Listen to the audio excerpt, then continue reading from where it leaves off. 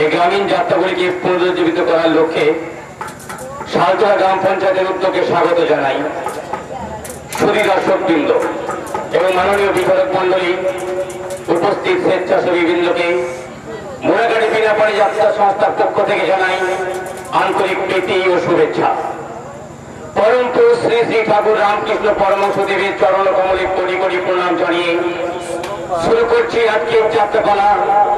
7 চাকার সন্তান।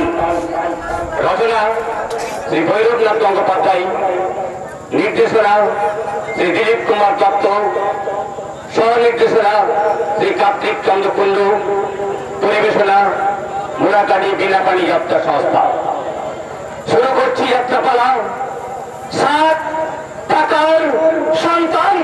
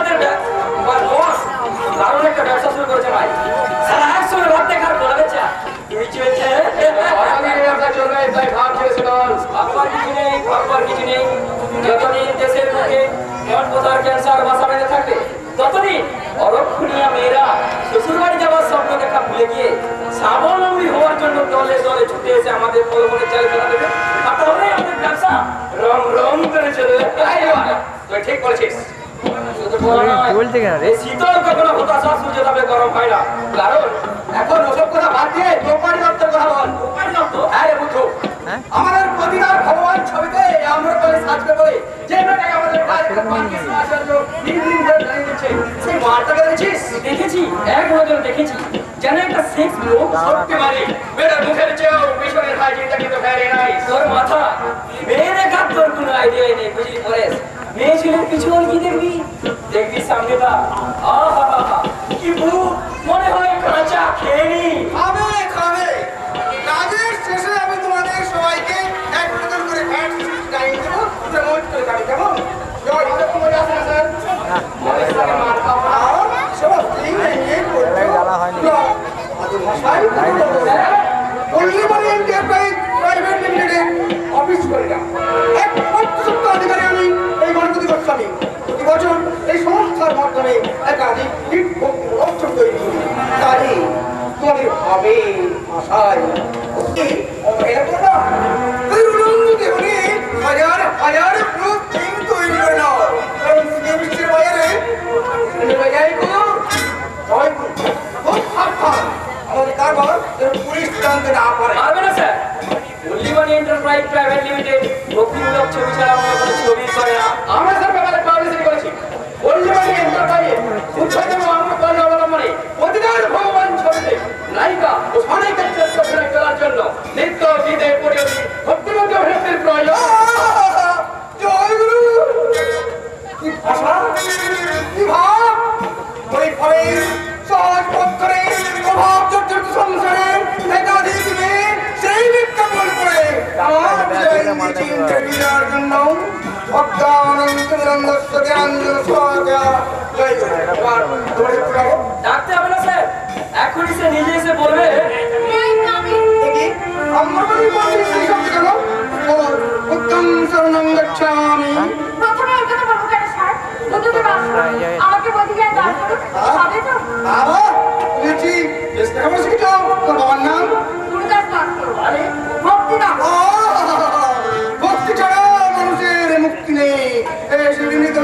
একের পর এক সব ভক্তিমূলক ছবি করে যাচ্ছি। আপনি গান জানেন? আসতে পারেন এবারে ডিস্কো। জয়গুরু জয়গুরু বলো না, আমাদের সবই তো ধর্মমূলক ছবি। ধর্মমূলক ছবিতে অভিনয় করবো বলেই তো কাকা আমাকে সিনেমা করবার অনুমতি দিয়েছে। আরে শাশ্বত ভারতবর্ষে কাকা তো হ্যাঁ শীতল পরেশ পুরাটা যাও ডাইরেক্টর পানির সাথে তো ওরকম তালিম দিল আমি একটু দেখিয়ে নিই। যাচ্ছি স্যার, আমরা স্যার বাসের হাতে থাকছি, যদি কোনো কিছুর প্রয়োজন হয় ডাকবেন স্যার। আমার সদর মন্দিরে অরিজিনাল শ্মশানের চন্ডা জয়। হ্যাঁ শুরু করতে পারি, অমরবাড়ির নাচ শুরু করো। শুরু করার আগে আবার বোঝাবেন ওখানে কি শেষ আসি বুঝতে বুঝতে জ্যান্ত জীবনটাই তো প্রধান।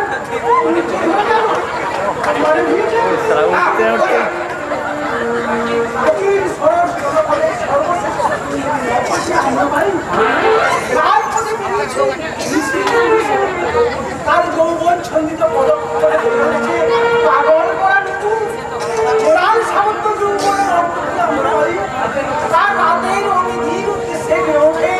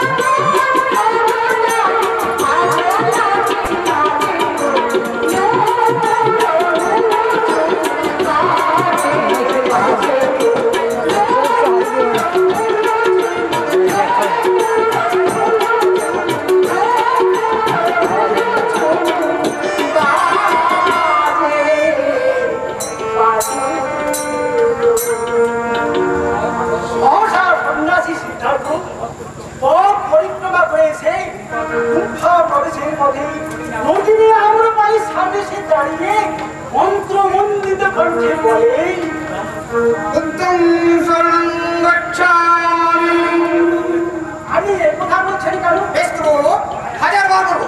আমি ছবির প্রয়োগ যা খুশি তাই করবো।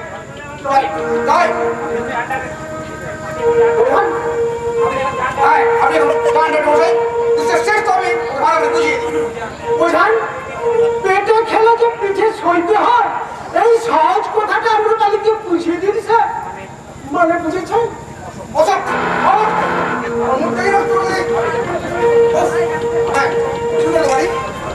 এবার ভক্তি করে কণ্ঠে বলো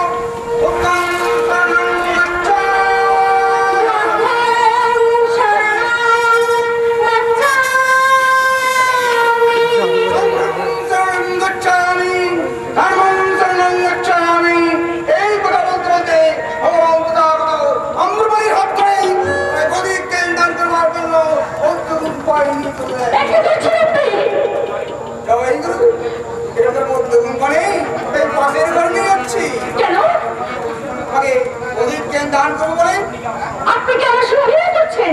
করছি না, শেখাচ্ছি। ছেড়ে দিন, আমার হাত ছাড়ুন, ছেড়ে দিন বলছি। জয় গুরু, হাত ছাড়িয়ে নিলেও তুমি কিন্তু ছাড়া পাবে না তোমার যত্ন। এতক্ষণে বুঝতে পেরেছি আপনাদের এই ইন্টারভিউ নেওয়ার উদ্দেশ্য কি। এত পরে বুঝলে আগে বুঝলে কি আপনার